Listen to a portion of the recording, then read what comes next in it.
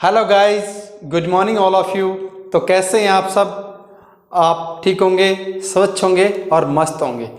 चलिए दोस्तों, हमने पिछले वीडियो में जो है पृथ्वी की आंतरिक संरचना के जो क्वेश्चन किए थे वो भी आपको भली बात समझ में आए हैं या नहीं आए हैं, तो आप कमेंट बॉक्स में बताएं उनके आंसर कि कौन कौन से उनके आंसर थे। समझ में आए हैं तो अच्छी बात है, नहीं आए तो भी बता दो। ठीक है, आज हम जो है भूकंप के बारे में अध्ययन करेंगे। आज अपना टॉपिक क्या है? भूकंप। क्या? भूकंप। बहुत बार जो है एग्जाम के अंतर्गत जो है भूकंप से संबंधित बहुत प्रकार के क्वेश्चन आते हैं और हम जो है राइट आंसर ना समझ पाने की वजह से जो क्वेश्चन को गलत करके आते हैं। इसलिए आप भूकंप से संबंधित कोई भी क्वेश्चन गलत नहीं करो। इसलिए मैं आपको स्वीट भाषा में, आसान भाषा में बताऊंगा। बोर्ड पर अपनी निगाहें जमा के रखना और मैं जो बोलता हूँ उसको नोटिस करते रहना। ठीक है? हाँ जी, आपको सिर्फ भूकंप से मतलब है। किससे? भूकंप से मतलब रखो कि भूकंप है क्या चीज़। आपको पढ़ा कौन रहा है वो मत देखो, आप ये देखो कि भूकंप है क्या चीज़, वो देखो आप। भूकंप में मैं एक चीज़ नोट करूँगा, भूकंप सामान्य शब्दों में देखो, सामान्य शब्दों में, अच्छा जी, सामान्य शब्दों में मैं आपको बताऊं तो एक तरीके का क्या होता है, ये भूचाल होता है। क्या होता है? एक तरीके का भूचाल। ठीक है? हाँ जी। अब देखो, जो भूकंप है ये दो शब्दों से मिलकर बना है। किससे? दो शब्दों से, भू प्लस कंपन। किससे? भू प्लस कंपन। भू यानी पृथ्वी। अच्छा, आपको पता है भू का अर्थ क्या होता है? पृथ्वी। और कंपन आपको पता है, यानी वाइब्रेशन। पृथ्वी में क्या होना? कंपन होना। क्या कहलाएगा? भूकंप। अच्छा जी, पृथ्वी में कंपन क्यों होता है? पृथ्वी में कंपन क्यों होता है वो देखो। पृथ्वी में कंपन चट्टानों की हलचल की वजह से। क्या? चट्टानों की हलचल, चट्टानों में हलचल होना। ठीक है? हाँ जी। दूसरा, चट्टानों की लचीलेपन की वजह से। क्या? चट्टानों में लचीलेपन की वजह से। ठीक है? लचीलेपन की वजह से। नंबर 3 देखो, गैसों की वजह से, यानी कि विभिन्न प्रकार की जो गैसें जो डी एक्टिव हैं वो एक्टिव हो जाती हैं, तो उसकी वजह से भी जो है पृथ्वी में कंपन पैदा होता है। नंबर 4 देखो, भूस्खलन। क्या? भूस्खलन की वजह से भी जो है भूकंप आते हैं। और नंबर 5, ज्वालामुखी विस्फोट। क्या? ज्वालामुखी विस्फोट। ज्वालामुखी विस्फोट की वजह से भी क्या आते हैं? भूकंप आते हैं। ठीक है? हाँ जी। और नंबर 4 क्या? चक्रवात। चक्रवात की वजह से भी जो भूकंप आने की संभावना होती है। ठीक है? हाँ जी। इसके अलावा भी 4-5 कारण और हैं, वो कौन कौन से हैं? जैसे कि क्या? खनन। क्या? खनन। यदि हम अत्यधिक मात्रा में खनन कर रहे हैं तो जो है भूकंप आने की क्या होती है? संभावना होती है। आप देखते हो कि आपके आसपास के इलाकों में जो पहाड़ी क्षेत्र हैं, जो छोटा मोटा जो पहाड़ है, उस पहाड़ की खुदाई जो है एक सीमित सीमा से अधिक उसकी क्या कर दी? खुदाई कर दी। उस खुदाई पे रोक लगी हुई है ना? आपके आसपास के इलाकों में ऐसी स्थिति आपको देखने को मिल जाएगी। हमारे आसपास के इलाकों में तो है। और भाई ये सोशल मीडिया का ज़माना है, तो अपने अपने इलाकों में भी आपको पता है कि ऐसी जगह होगी जहाँ मतलब कि गहराई एक सीमित सीमा से ज़्यादा उसकी खुदाई की हुई है, उस पर फिलहाल जो है रोक लगी हुई है। मैं किसकी बात कर रहा हूँ? पत्थर की। पत्थर लगा लो, या फिर सरकार ने जैसे हम ट्यूबवेल करते हैं, कुआं करते हैं, उस पर भी जो है एक हम सीमा बनाई गई है खुदाई की, यदि हम उससे अधिक करेंगे तो हम पे जो है सरकार द्वारा कानूनी कार्रवाई की जाएगी। ठीक है, हाँ जी। जैसे कि राजस्थान में हम बात करूं तो जो शेखावाटी जो क्षेत्र है उसमें जैसे अब झुंझुनू जिला है वो सूखा घोषित किया हुआ है। वहाँ जैसे कि कोई भी ट्यूबवेल या फिर जो अपने घरों में पर्सनल जो ट्यूबवेल लगवाना चाहते हैं वो नहीं लगवा सकते, सरकार द्वारा ही लगवाए जाएंगे। और यदि वो बोरिंग करते टाइम यदि वो पकड़े गए तो कानूनी कार्रवाई होगी उनके ऊपर। ठीक है, चोरी दावा तो सब करते हैं। अब देखो इस चीज़ को आप समझो कि चट्टानों में हलचल होने की वजह से क्या होते हैं, भूकंप आते हैं। चट्टानों के लचीलेपन होने की वजह से भूकंप आते हैं। ज्वालामुखी विस्फोट होता है तब भूकंप आते हैं। चक्रवात की वजह से भी भूकंप आते हैं। और एक चीज और आ गई, क्या आ गई, प्लेट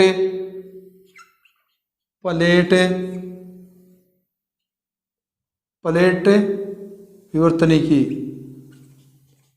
क्या, प्लेट विवर्तनिकी, यानी कि जो प्लेटें हैं पृथ्वी के अंतर्गत यानी पृथ्वी के अंदर, उनमें क्या होना,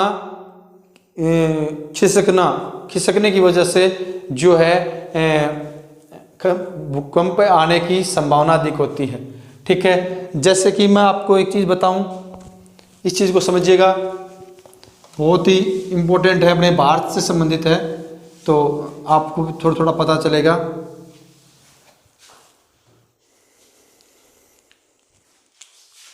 जैसे कि मैं बात करूं भारत,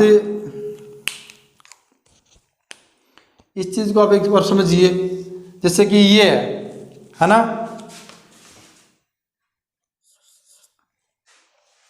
जैसे हिमालय की बात आ गई, हिमालय का निर्माण, क्या, हिमालय का निर्माण ये उसी बिंदु में है अपने भूकंप वाले में। इस चीज को आप समझना एक बार। जैसे कि जो अपना पश्चिमी हिस्सा है भारत के, जो ऊपरी जो हिस्से की मैं बात करूं तो हिमालय कहाँ है, ऐसे है ना, ऊपर ऊपर। तो जो पश्चिमी हिस्सा है यानी हिंदू कुश, क्या, हिंदू कुश। ठीक है, हाँ जी, पश्चिमी हिस्सा हिंदू कुश और पूर्वी हिस्सा क्या है, पूर्वी हिस्सा कौन सा अपना, नमचा बरवा, नमचा बरवा हिस्सा है अपना जो पूर्वी हिस्सा है। अच्छा जी, इस चीज को एक बार आप समझो। जो अपना हिमालय है, हिमालय क्या है, अपना पहाड़ी क्षेत्र है। तो पहाड़ी जो क्षेत्र है उनमें भूकंप आने की जो है संभावना क्या है, अधिक होती है। क्या होती है, अधिक होता है। क्यों होता है, क्योंकि वहाँ क्या चट्टानों में क्या होती है, हलचलें होती रहती हैं। क्या होती रहे, हलचलें। जैसे कि मैं बात करूं हिमालय का निर्माण कैसे हुआ, तो हिमालय का निर्माण इंडो ऑस्ट्रेलिया प्लेट व जो है यूरेशिया जो प्लेट है वो आपस में टकराने की वजह से जो है हिमालय का निर्माण हुआ। यानी इंडो ऑस्ट्रेलिया प्लेट व यूरेशिया प्लेट टकराने की वजह से जो है हमारे हिमालय का निर्माण हुआ है। ठीक है, हाँ जी। अब एक चीज इसमें और समझो आप, जैसे कि हमारी जो अरावली पर्वतमाला है, अरावली, क्या, अरावली,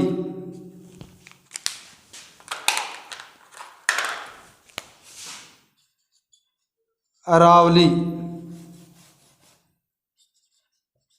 हमारी जो अरावली पर्वतमाला है उसका निर्माण कैसे हुआ है, ये भी बहुत बार क्वेश्चन पूछ लेंगे। जो हमारी अरावली पर्वतमाला है उसने किसका निर्माण किया है, पहले तो ये समझो, किसका, ट्रांस हिमालय का, ट्रांस हिमालय का जो है इसने निर्माण किया, किसने, अरावली पर्वतमाला ने। ठीक है, जैसे कि मैंने आपको बताया था हिमालय का निर्माण कैसे हुआ, और अब मैंने आपको बताया है जो ट्रांस हिमालय का निर्माण कैसे हुआ। इनके बारे में हम जो आगे विस्तार से पढ़ेंगे, या हम भूकंप के संदर्भ में पढ़ रहे हैं तो एक चीज़ समझिएगा, जब अरावली पर्वतमाला ने ट्रांस हिमालय का निर्माण किया होगा तो क्या वहाँ भूकंप नहीं आए होंगे? स्वाभाविक सी बात है, वहाँ क्या हुआ होगा कि भूकंप तो आना स्वाभाविक की बात हुई होगी, कि भूकंप आना स्वाभाविक बात है। जब प्लेटें आपस में टकराएंगी, जब एक हिमालय का निर्माण हुआ, यानी कि जो ट्रांस हिमालय का निर्माण यदि इसने किया है अरावली पर्वतमाला ने, तो भूकंप तो आया स्वाभाविक है। ठीक है, हाँ जी। आगे देखिएगा, हम इसके विस्तार के बारे में थोड़ा सा पढ़ेंगे कि इसको भूकंप की तीव्रता को मापने की इकाई और किस किस के अंतर्गत जो इसका अध्ययन किया जाता है। और एक चीज़ मैं आपको बता देता हूँ, विश्व के अंतर्गत सबसे अधिक जो है भूकंप कहाँ पे आते हैं, समझो इस चीज़ को। विश्व में सर्वाधिक भूकंप कौन से देश में आते हैं? इंडोनेशिया में। किस में? इंडोनेशिया में जो है सर्वाधिक भूकंप आते हैं। और वहाँ सर्वाधिक भूकंप क्यों आते हैं?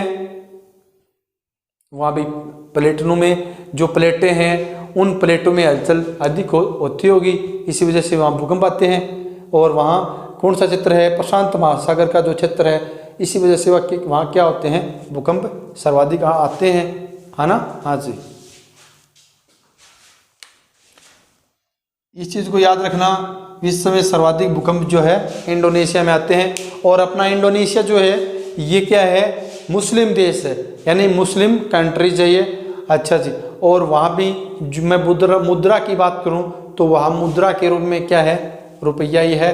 और एक चीज़ समझिएगा, भारत की 1 रुपये की कीमत वहाँ कितनी है? 194 रुपये। ठीक है, हाँ जी। और मुद्रा का आपको पता है वैल्यू घटती और बढ़ती रहती है। ठीक है, हाँ जी। आगे देखिएगा, हम अपना क्वेश्चन को विस्तार से अध्ययन करते हैं। अच्छा, क्या चला था अपना? भूकंप। क्या चला था? भूकंप। भूकंप को देखो, भूकंप को मैंने आपको समझा दिया, किस कारण से आता है वो मैंने आपको बता दिया। अब देखो, भूकंप के संदर्भ में छोटी छोटी और मोटी मोटी बातें।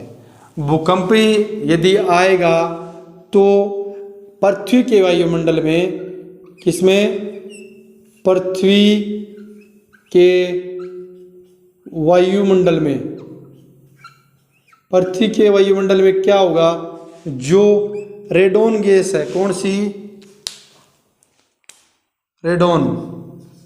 जो रेडोन गैस है, उस गैस की क्या हो जाएगी? अधिकता हो जाएगी। याद रखना इस बात का, अधिकता। इस बात को आप याद रखना, जब भूकंप आने की संभावना होगी तो पृथ्वी के वायुमंडल में रेडोन गैस की अधिकता हो जाएगी। ठीक है, हाँ जी, ये क्वेश्चन भी आ सकता है। ठीक है, हाँ जी। दूसरा देखो, भूकंप का अध्ययन विज्ञान की कौन सी शाखा के अंतर्गत किया जाता है? दूसरा क्वेश्चन ये बनता है। क्वेश्चन नंबर 1, क्वेश्चन नंबर 2, भूकंप का अध्ययन विज्ञान की कौन सी शाखा के अंतर्गत किया जाता है? वो देखो क्या है? सिस्मोलॉजी। कौन सी? सिस्मोलॉजी। सिस्मोलॉजी ये क्या है? विज्ञान की शाखा है। इस शाखा के अंतर्गत जो है भूकंप का अध्ययन किया जाता है। ठीक है, हाँ जी। अब ये इसमें एक चीज आती है, अधिकेंद्र। क्या आता है? अधिकेंद्र। अधिकेंद्र समझो, पृथ्वी का वह स्थान क्या पृथ्वी का वह स्थान जहां पहली बार भूकंप पाया गया है? पहली बार भूकंप आया है। ठीक है, आपसे एग्जाम में ऐसे क्वेश्चन आ जाएगा। पृथ्वी का वह स्थान जहां पहली बार भूकंप आया है क्या कहलाता है? अधिकेंद्र कहलाता है। ठीक है, हाँ जी, ये अपना क्वेश्चन नंबर 3 बन गया। ठीक है, हाँ जी। अब देखो अपना question number 4। Question number 4 number question क्या है वो देखो अपना।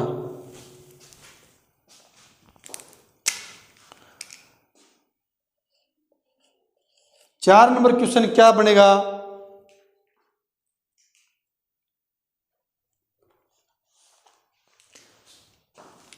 चार नंबर क्वेश्चन क्या है? समाघात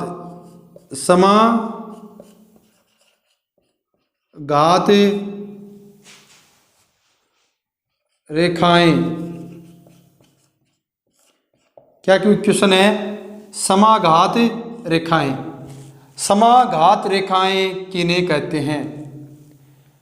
सबसे पहले तो ये समझिए, जो ये समाघात रेखाएं होती हैं ये क्या होती हैं? काल्पनिक रेखाएं होती हैं। क्या होती हैं? काल्पनिक रेखाएं। आपसे क्वेश्चन ये भी बन सकता है एग्जाम में, समाघात रेखाएं किस प्रकार की रेखाएं हैं? काल्पनिक रेखाएं हैं या वास्तविक रेखाएं हैं, या फिर काल्पनिक व वास्तविक दोनों हैं, या निम्न में से कोई नहीं? ऐसे क्वेश्चन भी बन जाएगा। तो जो समाघात रेखाएं हैं वो किस प्रकार की रेखाएं हैं? काल्पनिक रेखाएं हैं। ठीक है, हाँ जी। क्वेश्चन नंबर 5 देखो क्या बनता अपना। आपको ये जो है वीडियो है ना, इसको यूज करके और आगे पीछे करके भी आप जो है इसको पढ़ सकते हो। मैं आगे बता रहा हूँ आपको। ठीक है, हाँ जी। अब देखिएगा अपना क्वेश्चन नंबर 5 क्या बनता है? भूकंप की तीव्रता। जाहिर सी बात है, भूकंप की तीव्रता को किस में मापते हैं? इसमें बहुत बार बच्चे गलत करके आते हैं। क्या करके आते हैं? गलत करके आते हैं। इस चीज़ को एक बार आप समझिएगा। भूकंप की जो तीव्रता है, इस तीव्रता का मापने का क्या है? एक मापनी बनाई गई, यानी इसको मापने की इकाई बनाई गई है, यानी कि सिस्मोग्राफ से इसको मापा जाता है। ठीक है, हाँ जी। अब देखो इसको पूरी चीज को समझो। ये है क्या? खिचड़ी। देखो, भूकंप की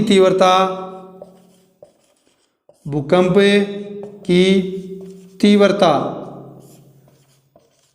रिएक्टर स्केल पर, क्या? रिएक्टर स्केल पर सिस्मोग्राफी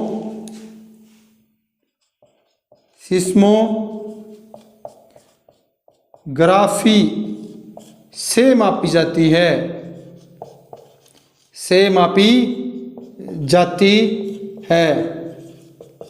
ठीक है, हाँ जी। आपको एग्जाम में अगर ये दोनों ऑप्शन देता है तो क्या आएगा? राइट आंसर है भूकंप की तीव्रता रिएक्टर स्केल पर सिस्मोग्राफी से मापा जाता है। सिस्मोग्राफी भी आ जाएगा और रिएक्टर स्केल भी आ जाएगा। ये दोनों एक साथ में नहीं देगा। ठीक है, हाँ जी। इन दोनों में से एक मिल जाएगा आपको। ओके, हाँ जी। रिएक्टर क्या है? इसके ये क्या है? इसका रिएक्टर स्केल है और सिस्मोग्राफी में इसको मापा जाता है। हाँ जी। अब देखो रिएक्टर स्केल या फिर आपको रीचर भी आ जाएगा, रीचर स्केल तो भी कोई दिक्कत नहीं है। ये रीचर क्या है, इसका वैज्ञानिक है, क्या है वैज्ञानिक, किसका, रिएक्टर स्केल का या रीचर स्केल एक ही बात है। यानी कि जो ये रिएक्टर स्केल है भूकंप मापने की तीव्रता का, ये क्या है, वैज्ञानिक है, कौन, रीचर। रीचर के बारे में हम थोड़ा सा समझेंगे। अब देखो रीचर, भूकंप की तीव्रता के बारे में मैंने आपको बताया। रीचर यानी जो है ये भूकंप मापने का जो ये मापनी है यानी इकाई है, इसकी इकाई का आविष्कार यानी इस यंत्र का आविष्कार कब हुआ, 1935 में हुआ। कहाँ हुआ, अमेरिका में। कहाँ हुआ, अमेरिका में हुआ। ठीक है, करने वाला कौन था, यानी कि आविष्कारकर्ता, आविष्कारकर्ता कौन था इसका, मैंने आपको पहले भी बताया है, थोड़े दिन पहले, बातों बातों में शायद आपको याद नहीं है तो देखो, चार्ल्स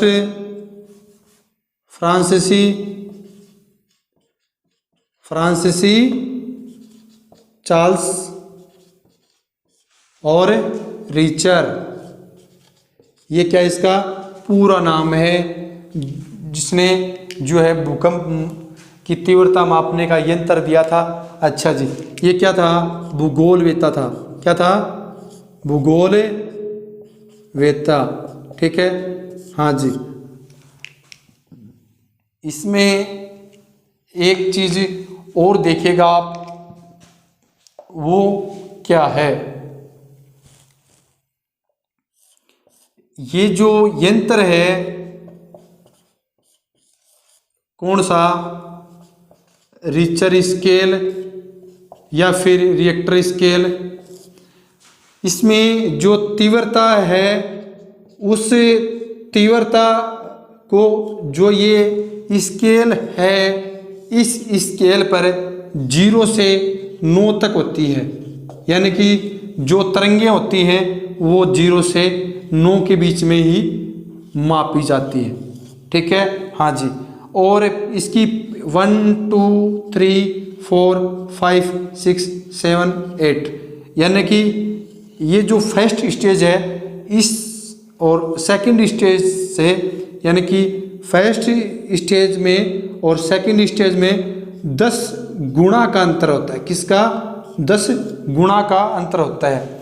यानी कि पहले जैसे कि रिएक्टर स्केल में मापा गया भूकंप तो कितना था, मान लो एग्जाम्पल के तौर पे 0.55 मान लो 0.55 था, तो इससे क्या हो जाएगा, 10 गुना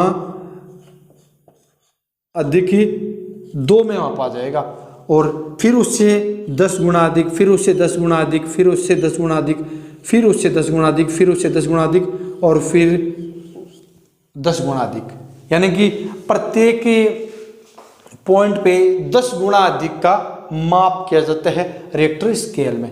ठीक है, हाँ जी। कोई दिक्कत है शायद नहीं होगी, होनी भी नहीं चाहिए। इस चीज को आप अच्छे समझिए कि है क्या खिचड़ी है।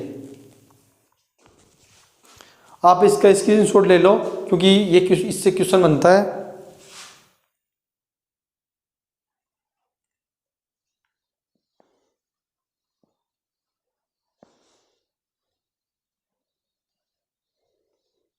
मैं इसको साफ कर रहा हूं। देखिए, भूकंप के प्रकार, भूकंप के कितने प्रकार हैं, भूकंप के 3 प्रकार हैं। कौन कौन से, वो देखो मैं यहां लिख रहा हूं, भूकंप के प्रकार, भूकंप के प्रकार, भूकंप के कौन कौन से प्रकार हैं, इसके 3 प्रकार हैं। कितने, 3 प्रकार। 3 प्रकार कौन कौन से हैं, नंबर 1 क्या है? प्राथमिक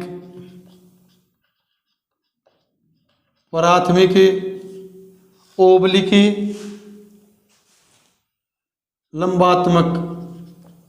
लंबात्मक ऐसे भी आ जाएगा, लंबात्मक तरंगे। इन तरंगों को जो है P से जो है डिनोट किया जाता है, ठीक है, यानी कि इनको P से व्यक्त किया जाता है। हाँ जी, अब इस चीज़ को समझिएगा, ये जो तरंगे हैं, इन तरंगों में सर्वाधिक गति होती है। क्या होती है? सर्वाधिक गति जो होती है इन्हीं तरंगों की पाई जाती है, ठीक है। यानी कि जो प्राथमिक तरंगे बोल दो इसको या लंबात्मक तरंगे बोल दो, एक ही बात है। जो प्राथमिक तरंगे हैं उन तरंगों की जो सर्वाधिक गति पाई जाती है, और ये क्या है? भूकंप का पहला प्रकार है। ओके, यहाँ तक कोई दिक्कत शायद नहीं होगी, रोनी भी नहीं चाहिए। 2 नंबर देखो, 2 नंबर क्या है वो देखो, अनुप्रस्थ तरंगे। क्या? अनुप्रस्थ तरंगे। अनुप्रस्थ तरंगे कौन सी होती है वो समझो। ये जो अनुप्रस्थ तरंगे हैं, ये जो ठोस जो माध्यम होता है, उस ठोस माध्यम में सर्वाधिक तरंगे पाई जाती हैं। यानी कि जो अनुप्रस्थ तरंगे हैं, ये ठोस जो माध्यम होते हैं, जैसे कि हिमालय का क्षेत्र हो गया, ट्रांस हिमालय हो गया, कुमायूं हिमालय हो गया, और ये जो पहाड़ी क्षेत्र हैं, उन पहाड़ी क्षेत्रों में जो है अनुप्रस्थ तरंगे आपको देखने को मिलेंगी, ठीक है। हाँ जी, अब 3 नंबर देखो, कौन सा है? धरातलीय तरंगे। कौन सी? धरातलीय तरंगे। धरातलीय तरंगे कौन सी होती हैं? ये तरंगे जो है पृथ्वी को सर्वाधिक प्रभावित करती है।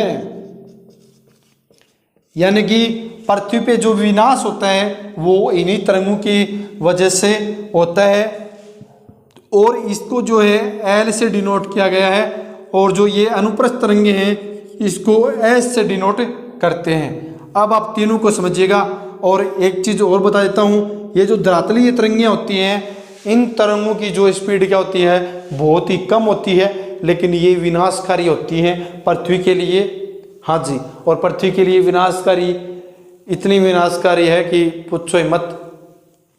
पृथ्वी पे बिल्कुल हलचल मचा देते हैं, ये मानो एक तरीके का विनाश शुरू हो जाता है, पेड़ पौधे गिरने लग जाते हैं, अपने मकान है जो हिलने लग जाते हैं, ठीक है। और आप देखते हो पर्वतीय भागों में भूकंप भी आए हैं बहुत बार, और उनसे नुकसान भी हुआ है।